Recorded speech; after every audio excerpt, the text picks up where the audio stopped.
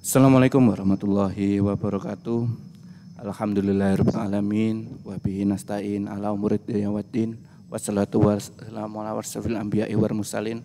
Walhamdulillahirabbil alamin amma ba'du. Selamat malam ayah, bunda, pemirsa Spam Dallas TV. Bertemu lagi di acara kita Kalam Kajian Malam. Pertama-tama mari kita panjatkan puji syukur kita kehadirat Allah Subhanahu wa taala sehingga hari ini kita bisa bertemu lagi melakukan kajian malam dalam kondisi yang sehat, tidak kurang satu apapun. Semoga ayah bunda di rumah selalu dalam keadaan sehat dan selalu dalam lindungan Allah Subhanahu wa taala. Salawat serta salam semoga tetap tercurahkan kepada junjungan kita Nabi Muhammad SAW yang telah membawa kita dari zaman kegelapan menuju zaman yang terang benderang melalui dinil Islam. Ayah bunda pemirsa Spam Dallas TV, kajian malam kita hari ini akan mengusung tema tentang pengelolaan keuangan untuk masa depan. Nah, ayah bunda pemirsa Spam Dallas TV, hari ini kajian malam kita kedatangan seorang narasumber. Beliau juga dosen di Universitas Muhammadiyah Surabaya. Nah, saya bacakan untuk profil narasumber kita hari ini.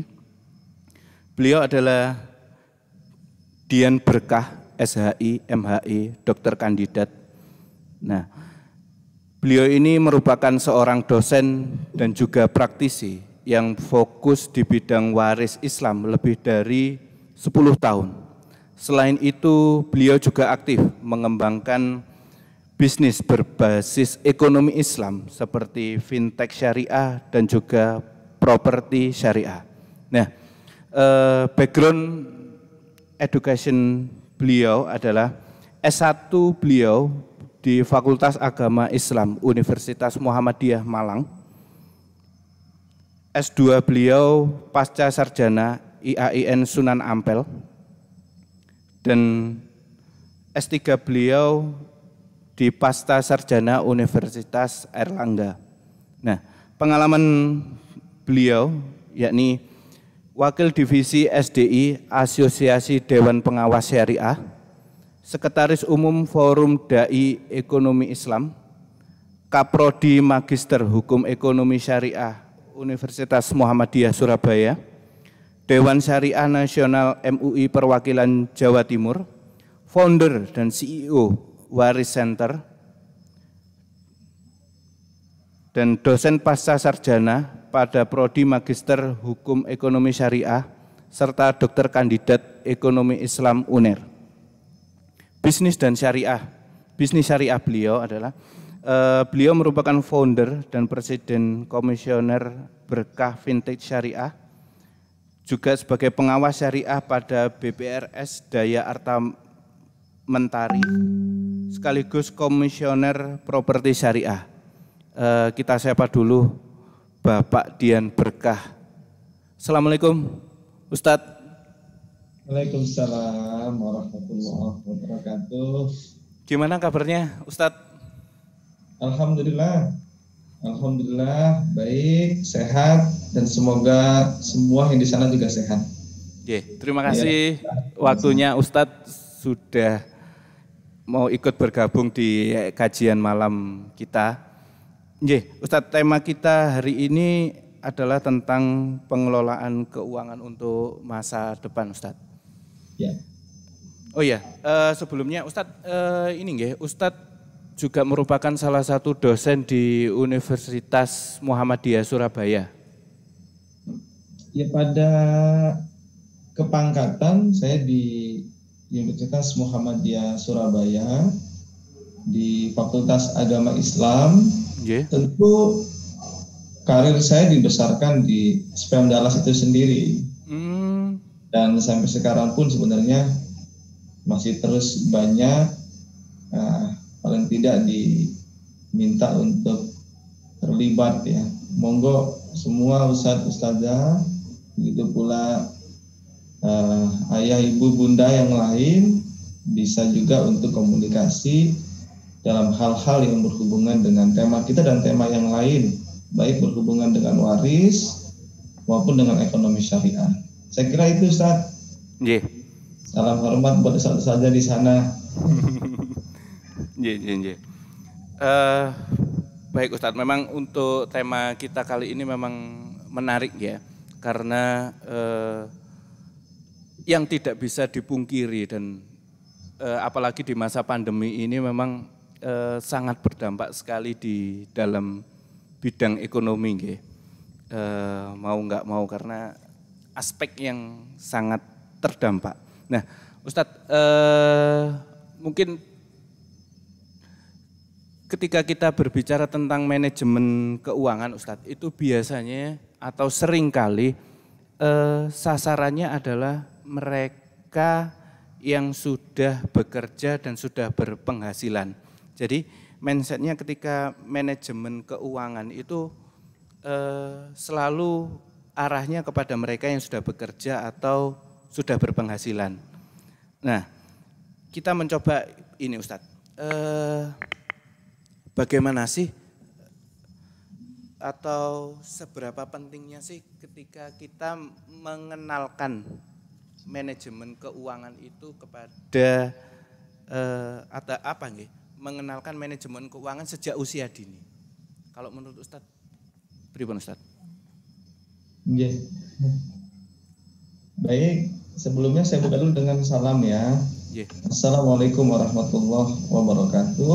Waalaikumsalam warahmatullahi wabarakatuh. Alhamdulillah wassalatu wassalamu ala Rasulillah, amma ba'd. Kita bersyukur bisa dialog, mudah-mudahan ini menjadi ilmu yang bermanfaat buat semuanya. Tentu kita menjadi hamba Allah yang semakin terbaik dalam kondisi apapun. Topik kali ini kita berbicara tentang masalah keuangan. Tapi dalam Islam sebenarnya kita lebih melihat berbicara itu dari amal. Jadi amal itu bisa dalam bentuk amwal atau mal, harta itu sendiri, juga bisa dalam bentuk selain harta. Oleh karena itu Ustadz, bagi kita cenderung ketika berbicara uang itu bagi mereka yang sudah beruang saja. Padahal bagi mereka yang belum beruang, mereka juga punya kesempatan bagaimana untuk belajar memanage, tentu juga mencari uang itu dengan cara yang benar, kemudian memanage uang itu dengan cara yang benar sehingga punya pengaruh tidak hanya dunia tapi akhirat. Nah, saya kira di sini momentum yang penting bagi kita. Mudah-mudahan talk show ini bisa membuka pikiran kita semua, wabil khusus ayah bunda, untuk menyampaikan juga kepada anak-anak kami yang ada di SPEM Dallas, yang termasuk juga secara tidak langsung adalah anak kami di sekolah, tapi juga anak bagi ayah ibu dan bunda di rumah masing-masing. Saya kira itu Ustaz. Yeah. Jadi arahnya lebih ini ya, tidak hanya selalu terkait dengan dunia, tapi nanti juga arahnya bagaimana juga kebermanfaatan hingga dibawa ke akhirat. Begitu nggih, Ustadz? Betul. Nggih, nah gini Ustadz, kita pengen dengar nih pemaparan dari Ustadz, bagaimana sih konsep manajemen keuangan sendiri dalam Islam sendiri itu bagaimana sih ketika kita melakukan manajemen keuangan? Nah, pada prinsipnya sebenarnya kalau kita mau manage keuangan kita bisa lihat dari satu konsep di dalam kajian ekonomi Islam ya. Sebenarnya yang paling terbaru itu ada konsep integration financial inclusion. Jadi ada integrasi keuangan yang inklusif sebenarnya di sana. Nah, keuangan inklusif yang terintegrasi di sini ini bagi ayah, bunda dan saudara semua itu memadukan di antara Islamic commercial finance atau bagaimana keuangan yang berhubungan dengan komersil, kemudian yang kedua adalah Islamic social finance. Jadi bagaimana keuangan yang berhubungan dengan sosial. Nah, dua ini harus berjalan saling integrasi, interkoneksi, Ustaz. Oleh karena itu, ketika jalan bersamaan, maka kondisi apapun manajemen keuangan kita akan stable, ya, akan stabil. Contoh di era COVID seperti sekarang ini, saya kira menjadi momentum yang sangat terasa ketika kita hanya mengandalkan sisi komersial saja, apalagi di dalamnya tidak ada prinsip syariah, maka yang terjadi ketika ada kebutuhan besar, kita menjadi sulit ini, kecuali mengandalkan keuangan negara. Nah, oleh karena itu dalam kajian Islamic Economy Public atau keuangan publik dalam Islam, nilai keuangan sosial itu menjadi satu faktor pendapatan negara seperti zakat, infak, sedekah dan wakaf itu. Nah, disinilah oleh karena itu mudah-mudahan kita di Indonesia, wabil khusus di SPEM Dallas ini yang di wadah pendidikan kita di Muhammadiyah ini bisa memberi contoh bagaimana menggiatkan zakat, infak dan sedekah itu untuk meringankan yang ada di sekitar kita. Itu poin penting. Oleh karena itu bisa dibuatkan program-program kreatif di sekolah untuk menjalankan fungsi-fungsi ini. Misalnya menggalang infak untuk membantu siswa yang terdampak pandemik. Dan itu harus dilakukan. Nah, oleh karena itu kita tidak bisa menunggu siapapun sekarang, bagaimana kita kreatif untuk terlibat, terjun dakwah di dalamnya ini. Nah, disinilah poin penting yang menjadi ukuran. Oleh karena itu motivasinya adalah kita bisa melihat dari konsep Islamic expenditure. Ketika kita memanage keuangan, apakah kita harus timbun uang itu? Atau uang itu harus kita distribusikan? Nah, pertanyaannya di sini, kebanyakan orang ketika manage keuangan itu uangnya ditumpuk-tumpuk, ditimbun tanpa ada penyaluran. Disitulah yang akhirnya keuangan menjadi tidak stabil. Nah, di sini poin-poin untuk menyadarkan semua. Mudah-mudahan ayah bunda dan semua anak-anak kami yang menyaksikan kajian kalam ini bisa menyadari bahwa sebenarnya tugas kita ini hanya berbuat, bukan menilai. Berbuat sesuai dengan petunjuk Allah, khususnya dalam manajemen keuangan ini. Oleh karena itu nanti kami ingin menegaskan yang namanya fungsi ekspenditur di dalam Islam itu atau pengeluaran dalam Islam itu di samping ada saving atau menabung, kemudian investasi, kemudian konsumsi. Nah, di dalam Islam itu ditambahkan zakat, infak dan sedekah, begitu juga wakaf. Itu poinnya. Oleh karena itu sebelum kita saving, keluarkan dulu zakatnya. Di samping zakat kita ada instrumen yang lain, yaitu infak, sedekah. Begitu pula bagi mereka yang mampu, mereka bisa mewakafkan tanahnya untuk kemanfaatan yang lebih luas lagi. Itu di situ. Begitu pula investasi, dia harus juga menyampaikan zakat, infak, sedekah, wakaf. Begitu pula konsumsi, untuk kebutuhan-kebutuhan yang konsumtif itu juga ada zakat, infak, sedekah, wakaf. Disitulah nanti tidak ada proses penimbunan di dalam harta kita. Ini poin penting, Ustaz. Karena kalau enggak kita nanti bisa ditunjukkan oleh Allah orang yang bakhil itu. Ini yang paling berbahaya. Saya kira ini secara umum konsepnya, Ustaz. Yang itu sudah juga kita ramu di dalam Al-Quran berkaitan dengan konsep-konsep zakat, infak, sodako, wakaf itu sendiri. Saya kira itu Ustaz, beberapa konsep yang bisa kita kaji secara keilmuan ya. Berarti memang ada perbedaan ya Ustadz. Jadi kita mencoba merubah cara pandang bahwasanya melakukan manajemen keuangan itu tidak harus atau tidak selalu dengan menumpuk, tapi dengan melakukan sesuatu yang bermanfaat bagi lingkungan sekitar. Betul nggih. Dengan adanya infak, adanya sodakoh, wakaf dan lain sebagainya. Nah, baik Ustadz, itu tadi secara umum gambaran tentang konsep manajemen keuangan dalam Islam. Lalu tadi Ustadz juga sempat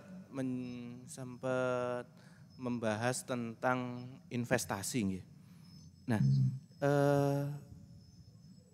dan investasi ini kalau dalam pandangan Islam lah ini tadi Ustadz juga sudah menyebutkan bahwasanya ada pos dulu yang harus diisi, misalnya sodako, infak, wakaf. Nah ini bagaimana sih kedudukan investasi ini seperti apa Ustadz? Jadi pada posisinya yang jelas di konsep tentang bagaimana pengeluaran atau manajemen keuangan kita itu pada umumnya kan kita saving itu kan untuk jangka pendek Ustaz. Investasi itu kan untuk long term ya atau jangka panjang. Sebenarnya di situ. Sehingga orang investasi pada umumnya kadang mereka investasi dengan membeli rumah lagi, investasi dengan membeli tanah. Padahal keterlibatan mereka dengan membeli secara tidak langsung itu meningkatkan nilai daya beli menjadi tinggi. Ini yang tidak boleh. Oleh karena itu harus hati-hati kalau kita investasi juga. Karena jangan sampai kita melakukan investasi atau long term kemudian meningkatkan harga jual sehingga daya beli menjadi susah bagi orang-orang yang dananya sedikit. Ini yang menjadi persoalan besar saat ini, Ustaz. Oleh karena itu harus benar-benar kita memperhatikan konsep sosialnya, zakat, infak, sedekah, wakaf. Sekarang yang ditunggu ini Ustaz, orang yang investasi, kemudian mereka investasi untuk kepentingan masa depan mereka, misalnya investasi untuk masyarakat yang belum punya rumah, investasi membeli tanah untuk masyarakat yang berdagang, mereka tidak punya tempat. Yang begini ini yang penting ini Ustaz, yang sekarang dibutuhkan. Bukan hanya untuk kepentingan pribadi, besok ini untuk ini, besok untuk ini. Nah ini kita harus hati-hati karena ada Allah dalam surat Luqman ayat 34 itu jelas. Ada satu potongan yang perlu kita perhatikan. Na'udzubillahi minasyaitonirrajim. Wa ma tadri nafsun madza taksibu ghadan. Tidak ada seorang pun yang tahu apa yang diusahakannya besok. Oleh karena tugas kita ini hanya memanage sekarang ini. Jadi di situ yang harus kita perhatikan. Saya pribadi juga sering kadang-kadang dituntut, kenapa Ustaz kok tidak investasi rumah? Saya bilang saya khawatir dengan investasi rumah harga rumah semakin tinggi. Kan jelas kan dalam rumus ekonominya ketika demand tinggi maka harga akan semakin tinggi. Nah, coba dulu kita, kenapa dulu tanah itu bisa murah? Karena kebutuhan tanah tidak begitu tinggi. Tetapi sekarang tanah itu menjadi komoditi utama, komoditi primer kan? Sehingga sulit kita untuk mencari rumah yang harganya murah, Ustaz. Jadi saya sampaikan, saya juga diajak untuk masuk mengawasi di bidang properti. Ketika kita ingin menjual rumah yang harganya 100 juta, 150 juta ke bawah, itu syaratnya harus mencari tanah yang 1 meternya 200.000. Oleh karena itu harus dipelosok-pelosok kita. Kan sulit sekali. Bagaimana membangun ekonominya, kemudian akses jalannya seperti apa. Yang di sini yang harus disadari betul oleh bagi para pembisnis juga. Ya, termasuk kita juga, nanti satu saja yang ayah bunda juga ya. Jadi jangan sampai kita investasi tujuannya baik tapi dinilai negatif oleh Allah Subhanahu wa taala. Maka prinsip-prinsip syariah itu menjadi penting. Itu di sana Ustadz ya. Jadi ke sana. Jadi ini nggih Ustadz. Jadi karena memang hampir sebagian besar tujuan investasi sekarang itu apa nggih?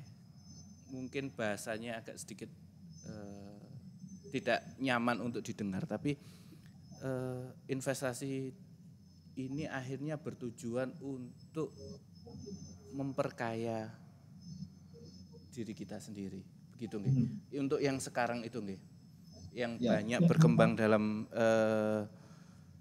lingkungan atau dalam masyarakat kita itu adalah untuk menambah pundi-pundi apa yang sudah kita miliki, seperti itu. Betul. Iya. Ini saya sering ditanya tuh sama masyarakat, gimana Ustaz kalau buat anak saya itu, anaknya bapak ibu usia berapa? 5 tahun, Masya Allah, itu jangka panjang, nanti saja. Tugas kita adalah bagaimana mendidik anak kita ini punya ilmu yang bermanfaat, menjadi anak yang soleh, selalu menjalankan shodaqatun zariyatin, sedekah jariahnya jalan. Pasti besok dia punya rumah kok Ustaz. Pasti besok dia punya harta kok. Nah, saya kira kembali kepada konsep-konsep yang sudah diajarkan dalam Islam. Saya kira begitu Ustaz. Ya. Jadi orang punya rumah, orang bisa punya tempat tinggal. Kan sedih kita kan? Ya. Ada orang imigran tidak punya tempat padahal dunia ini milik Allah. Coba nanti saya sampaikan satu ayat nanti di akhir ya untuk semangat kita semua. Allah sudah atur itu 8 poin penting untuk kita pelajari itu. Oke. Ya. Baik, itu tadi memang itu terkait dengan investasi nggih Ustaz, bahwasanya memang bagaimana kita sekarang merubah mindset kebermanfaatan bagi umat. Dan memang betul Ustadz, terkadang memang ada orang tua yang mencoba untuk menyiapkan rumah, menyiapkan untuk buah hatinya. Padahal ketika kita memberikan ilmu, ibaratnya kita seperti memberikan sebuah kail ya. Jadi tidak hanya sekedar kita menyediakan ikannya, memasakkan, tapi kita memberikan ilmu bagaimana ini loh kailnya dan ini caranya masak, sehingga otomatis nanti di kemudian hari dia sudah mempunyai kemampuan untuk mengelola, mencari ikan dan tidak hanya sekedar makan, tapi mungkin untuk apa enggak, ibaratnya berusaha untuk mencari dan membeli apa yang dia butuhkan. Nah, gini Ustadz, terkait dengan kita memberikan pemahaman kepada anak-anak kita. Nah, bagaimana sih kita memahamkan kepada putra-putri kita terkait melakukan manajemen keuangan atau manajemen, karena ini ada beberapa ayah bunda yang mungkin dalam memberikan uang saku itu ada yang diberikan bulanan, ada yang mungkin diberikan mingguan. Nah ini nanti ini kalau untuk SMP, mungkin kalau untuk putra-putri kita yang sudah SMA, mungkin beliau orang tua juga memberikan itu beda lagi untuk teknisnya. Nah bagaimana nih Ustadz untuk mengajarkan putra-putri kita melakukan manajemen keuangan? Tapi Ustadz kita jeda dulu. Ada iklan yang ingin kita sampaikan.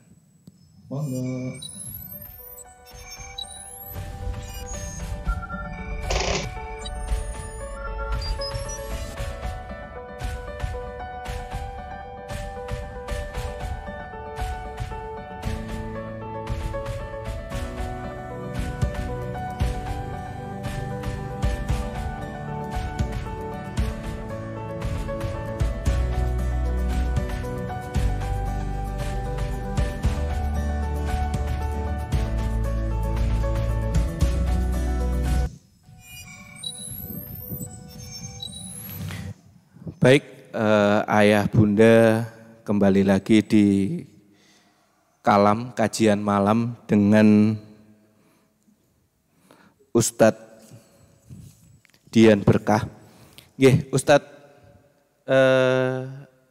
melanjutkan bahasan yang tadi, bagaimana sih kita memberikan pelajaran atau mengedukasi putra-putri kita dalam mengelola keuangan, sehingga nilai-nilai keislaman itu sudah mulai tertanam sejak, oh ya, bahwasanya ketika saya diberikan amanah sejumlah uang, saya harus menyisihkan sekian untuk sodako, nah ini bagaimana sih kita menumbuhkan itu, menanam itu sejak dari bangku sekolah. Monggo Ustaz. Baik Ustaz, ayah bunda yang dirahmati Allah Subhanahu Wa Taala, kita tinggal implementasikan konsep yang tadi saya sebutkan tentang bagaimana manajemen keuangan. Jadi ketika kita memberikan satu amanah kepada anak kita dalam bentuk konsumsi, ya tinggal masukkan saja. Jangan lupa zakat, jangan lupa infak, jangan lupa sedekah. Jadi begitu Ustaz. Mungkin zakat terlalu dini karena mungkin anak-anak kita uangnya terbatas. Sampaikan saja ada infak yang tidak ada limit batasnya di situ. Jangan lupa ya nak, 2,5%-nya buat teman-teman yang tidak memiliki kelebihan harta. Saya kira itu sudah mulai disampaikan kepada anak-anak kita sejak dini. Secara terbuka, ayah bunda dan ustadz-ustadzah, kita harus berani mengatakan bahwa mereka yang sukses itu bukan karena mereka yang karena kelebihan harta, tapi mereka yang suka berbagi sehingga mereka punya harta yang sustainable. Ini saya sampaikan juga satu hasil disertasi saya Ustadz. Ini Siap. Mohon doa juga ya, hari Jumat saya ujian disertasi. Amin. Semoga diberi kelancaran Ustadz. Bahwa saya menemukan dari kajian waris yang saya teliti, itu ada sustainable Islamic family finance. Jadi ada temuan yang saya temukan dari satu kajian keuangan keluarga itu menjadi keuangan keluarga Islam yang sustainable. Salah satunya adalah sustainable tradisi berbagi dari orang tua yang sudah meninggal kemudian dilanjutkan oleh anak-anaknya, zakat, infak, sedekah dan wakaf. Itu menjadi poin penting. Yang kedua, sustainable apalagi? Sustainable tradisi berbisnis, yang dulu orang tuanya sebagai pembisnis, kemudian anaknya jadi berbisnis, yang ilmunya itu dari orang tua. Nah, oleh karena itu, ayah bunda, kita juga tidak hanya mengajarkan hanya mengkonsumsi uang yang kita berikan kepada anak kita, tapi pelan-pelan mereka sejak dini diajarkan bagaimana mereka juga pelan-pelan punya potensi untuk berbisnis. Saya kira ini harus sudah kita lakukan Ustadz ya, karena poin-poin ini yang kadang minus di kita di kalangan umat Islam. Ya, saya kira dua poin ini menjadi penting untuk ditanamkan oleh anak-anak kita. Ya, berbisnis tidak harus dia berdagang, tapi bagaimana anak-anak kita diajarkan untuk bagaimana mereka kreatif, inovatif di dalam belajar, sehingga mereka punya kreativitas. Terutama juga, ini juga poin penting nih Ustaz, kemampuan bahasa ini. Ya, jujur karena dengan kemampuan bahasa kita bisa komunikasi yang lebih luas untuk melakukan apapun. Saya kira ini poin penting juga. Itu Ustadz, beberapa hal secara singkat buat anak-anak kita. Di samping nanti di sekolah juga kita membantu untuk memberikan sarana agar anak-anak terpancing untuk melakukan tradisi sosial tadi itu, jadi infak, sedekah dan wakaf. Saya kira itu poinnya, Ustaz. Yep. Terima kasih Ustaz. Berarti memang ada kita mencoba untuk memberikan pemahaman ya bahwasanya karena di media sekarang itu banyak sekali mencoba membentuk sebuah parameter atau ukuran bahwasanya keberhasilan seseorang itu harus dinilai dengan materi yang dimiliki, gitu nggih Ustaz. Dan bukan pada sisi sebesar apa sih yang sudah kita bagi atau sebesar apa kebermanfaatan kita kepada lingkungan sekitar. Jadi ada sebuah parameter yang harus diubah dan ditanamkan kepada putra-putri kita, begitu nggih Ustaz? Oke. Nggih. Baik Ustadz, itu tadi tentang ayah bunda bagaimana sih kita mencoba menanamkan tentang pemahaman pentingnya melakukan manajemen keuangan secara islami kepada putra putri kita. Lalu begini Ustadz, dalam manajemen keuangan keluarga, ini ada atau kita mungkin sering mendengar istilah dana darurat Ustadz. Ketika kita melakukan manajemen keuangan keluarga. Jadi ada beberapa pandangan bahwasanya kita perlu menyediakan dana darurat biasanya untuk sesuatu yang tidak kita duga. Jadi kegunaan dari dana darurat itu untuk sesuatu yang tidak diduga-duga. Nah, kalau menurut atau cara pandang Ustadz sendiri gimana Ustadz terkait butuh adanya dana darurat tersebut? Ya, pada prinsipnya dana darurat itu kan sama seperti dia saving, yang itu jangka pendek. Yang penting kita jangan sekali-kali ketika saving, ketika ada orang yang membutuhkan kita katakan uangnya tidak ada, kan jadi berbohong. Ini yang menjadi persoalan di kita. Ketika ada orang yang kemudian dia pinjam kepada kita kemudian tidak ada, maka dia akan melari di tempat-tempat yang akhirnya tidak resmi, bahkan ada rentenir. Disinilah yang kadang-kadang terjebak.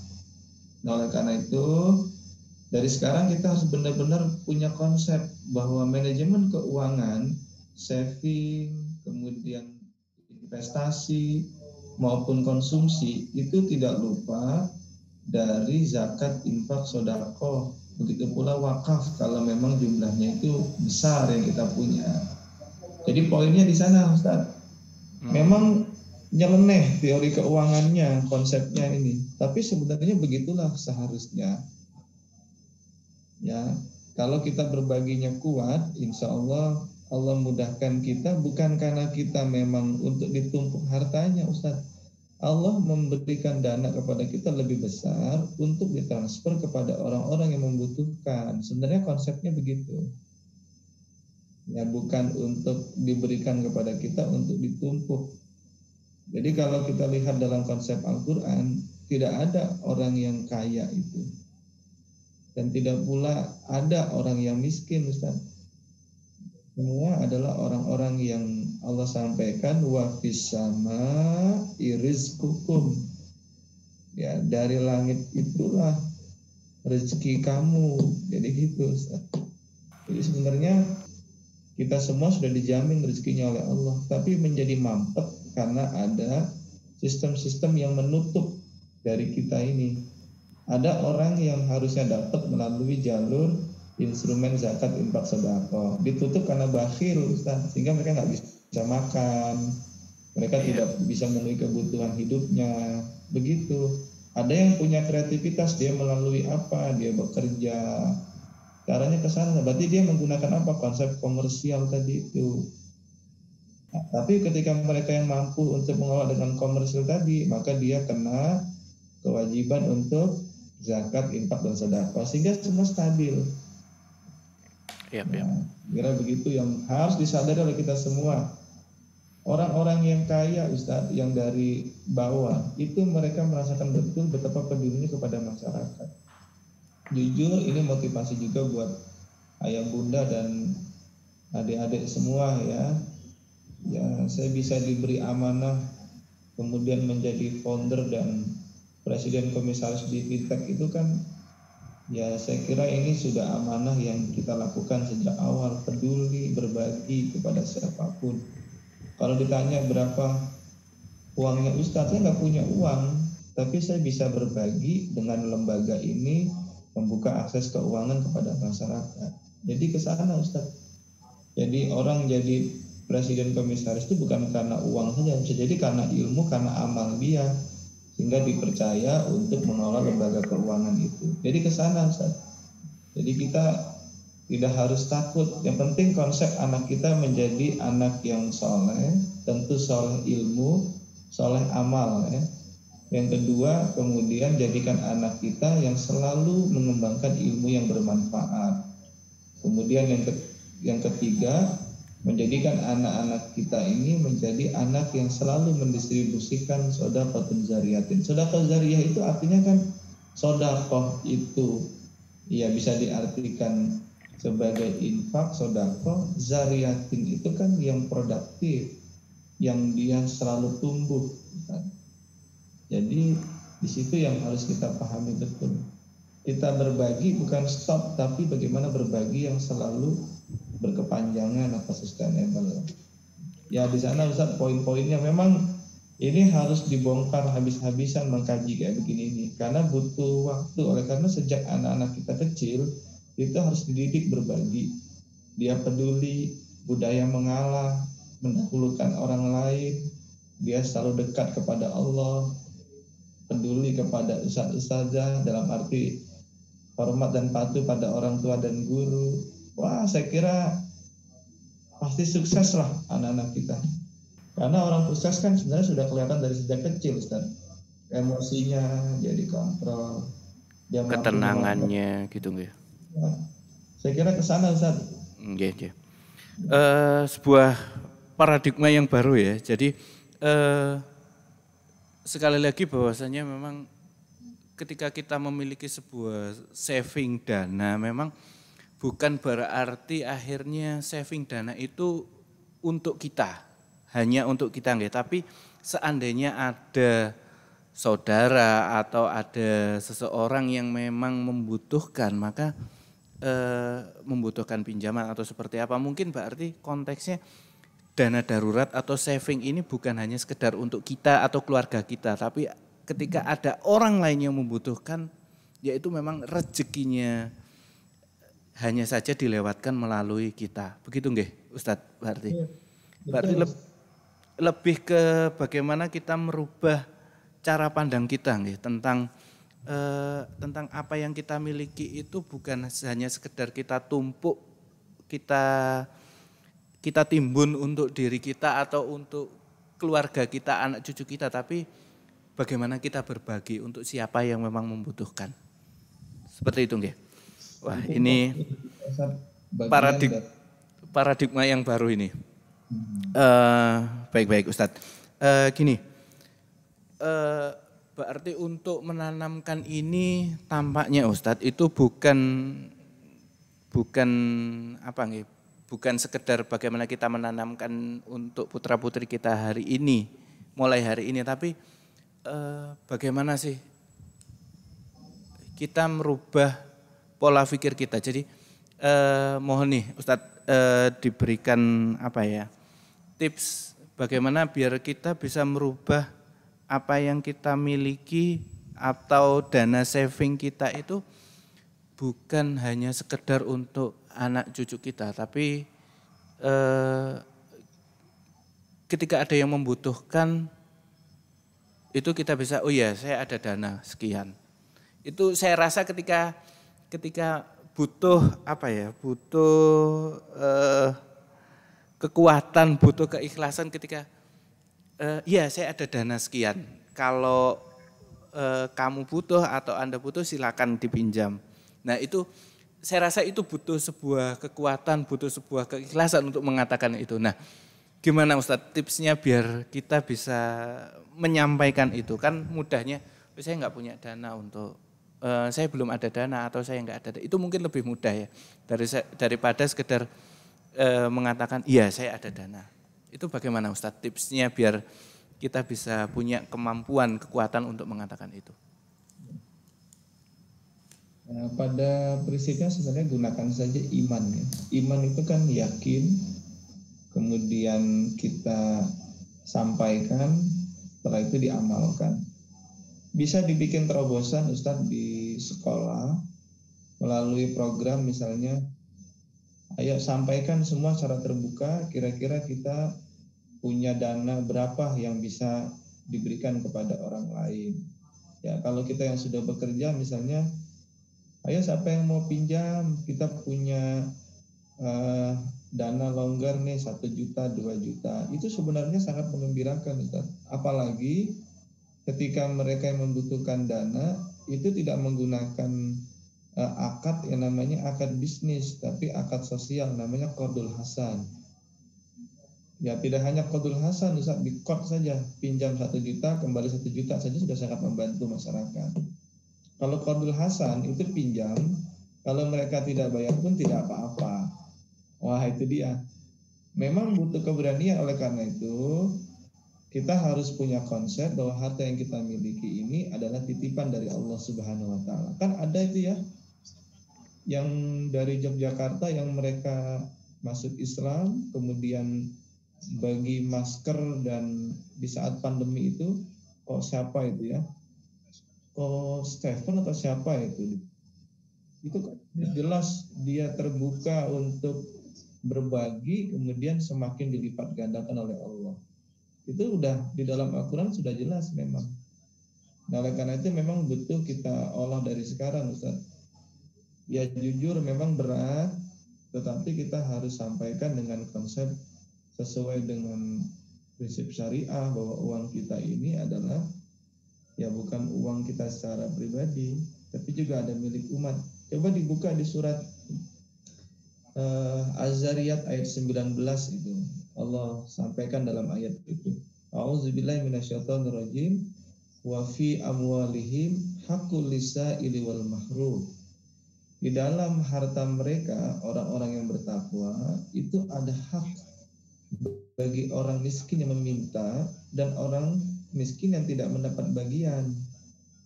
Nah, karena itulah kita harus sadar betul. Nah, implementasinya bagaimana? Contoh, ya seringkali kita mengkritik orang yang membutuhkan uang itu, kita rendahkan mereka orang miskin. Padahal mereka orang yang sedang diarahkan untuk menghilangkan sifat bakhil dalam diri kita. Kan begitu, Ustaz. Bisa jadi Allah mengirimkan ladang amal untuk kita. Jadi sebenarnya mindset dan berpikir positif ini yang harus. Jadi berpikir positif, kreatif dalam beramal di dalam kondisi apapun kita. Nah, budaya-budaya beginilah mudah-mudahan nanti bisa memancing kebarokahan dalam berisi kita, Ustaz. Nah, kalau barokah itu dia bisa artinya dua, ada an-nama yang artinya adalah tumbuh, yang kedua adalah az-ziyadah yang artinya bertambah. Itulah yang saya sebut sebagai sustainable. Jadi harta yang sustainable itu harta yang dia dikomersilkan karena dia tujuannya untuk produktif, kemudian disosialkan untuk kebarokahan itu. Jadi nggak boleh terpisah antara komersial dan sosial. Itu ke sana, Ustadz. Ya, jadi poin-poinnya.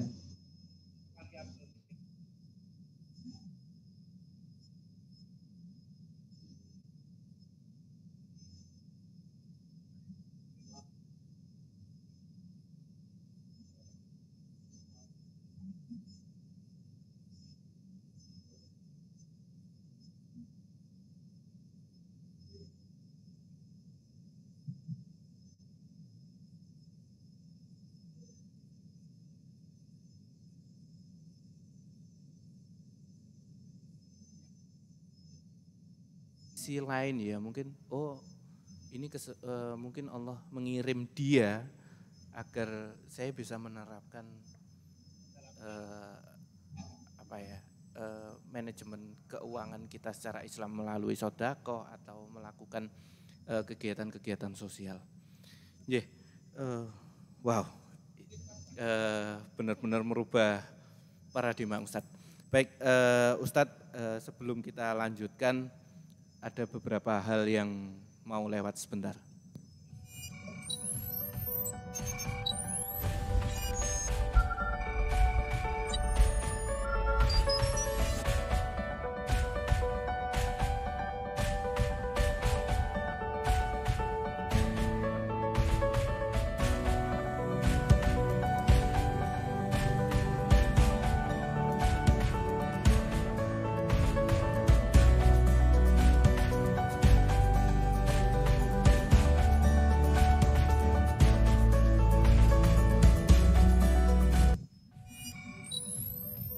Baik, selamat malam Ayah Bunda, kembali lagi di kajian malam bersama SMEM Dallas TV.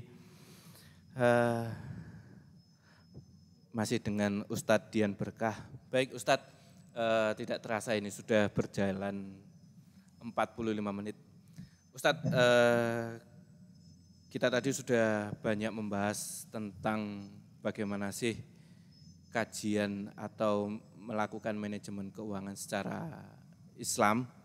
Jadi memang kembali lagi bagaimana kita harus menata mindset, menata cara pandang kita. Jadi yang awalnya melakukan manajemen keuangan itu adalah dengan menumpuk apa yang kita miliki atau apa yang sudah kita dapat menjadi dengan bagaimana kita bisa berbagi, bagaimana kita bisa memberikan manfaat untuk orang-orang yang ada di sekitar kita. Dan kekayaan itu bukan apa yang kita miliki, tapi apa yang sudah kita bagi. Begitu nggak Ustadz? Ustadz, ini mungkin closing statement dan kesimpulan bagaimana sih menciptakan nuansa, jadi bukan mungkin gini ya, menciptakan nuansa biar seolah-olah itu kita tidak hanya sekedar bisa gini, penghasilan kita itu bukan hanya sekedar untuk bertahan hidup, tapi bagaimana penghasilan yang kita dapatkan itu bisa membuat kita menjadi lebih berkembang. Kehidupan kita menjadi lebih berkembang, lebih bermanfaat, bukan hanya sekedar penghasilan kita untuk sekedar kita bertahan hidup. Sekaligus closing statement, Ustaz. Ya, saya ingin berikan satu closing ya, dengan satu kalimat, how we do the business. Ya. Bagaimana kita melakukan bisnis? Ya, jawabannya adalah create value for user, menciptakan manfaat untuk orang lain. Dengan manfaat itu, kemudian Allah berikan kita feedback, bisa dalam bentuk uang atau salary atau gaji, bisa dalam bentuk kesenangan, bisa dalam bentuk amal soleh, bisa dalam bentuk persaudaraan, bisa dalam bentuk kesehatan, dan banyak hal ya. Oleh karena itu, mudah-mudahan dari apa yang kita dapat bersumber dari satu aktivitas yang diawali dengan bismillah, yang diakhiri dengan hamdalah, sehingga apa yang kita dapat itu bukan cukup untuk kebutuhan kita secara individu dan keluarga, tapi juga untuk kebutuhan masyarakat. Ya, di sini saya kira satu poin yang harus menjadi pemahaman kita bersama, bahwa dalam hidup ini kita adalah ibadah. Tapi karena di dalamnya ada aktivitas yang diformalkan dalam bentuk bekerja, maka di situ ada penghasilan. Ya, sebenarnya kalau dalam prinsip syariah, orang yang bekerja itu dia ada akad yang namanya ijaro mausufah fi zimmah. Jadi kita sebagai orang yang punya keahlian itu disewa untuk memberikan satu manfaat baik jasa maupun barang. Nah, dengan manfaat itu maka kita diberikan uang atau gaji. Itu sebenarnya di sana. Nah, bisa juga kita yang punya kemampuan lebih menambah dengan kita memproduktifkan dengan mudharabah misalnya. Itu juga bisa. Ya, oleh karena itu ini semangat buat ustadz-ustadzah. Jadikan apa yang kita lakukan itu sebagai ibadah yang tidak hanya dunia tapi juga akhirat. Pokoknya semangat, insya Allah apa yang kita berikan itu akan menjadi kebahagiaan buat kita kelak. Kalau ketemu, saya kadang ketemu sama anak-anak itu. Ustadz dulu kan murid Ustadz ketika di SPM Dallas. Wah itu kadang-kadang luar biasa gitu. Jadi punya semangat.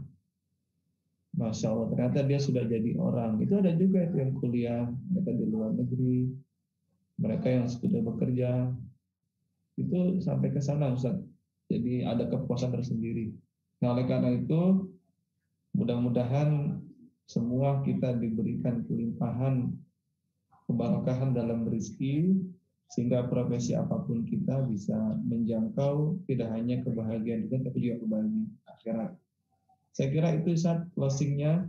Mudah-mudahan bermanfaat di kajian kita malam ini, dan mudah-mudahan menjadi ilmu yang bermanfaat buat ayah bunda yang bisa disampaikan kepada juga anak-anak kita semua, dan mudah-mudahan anak kita menjadi anak yang soleh dan solehah. Demikian Ustadz yang bisa saya sampaikan. Pemaparan yang sudah disampaikan berarti memang pentingnya kita memiliki cara pandang.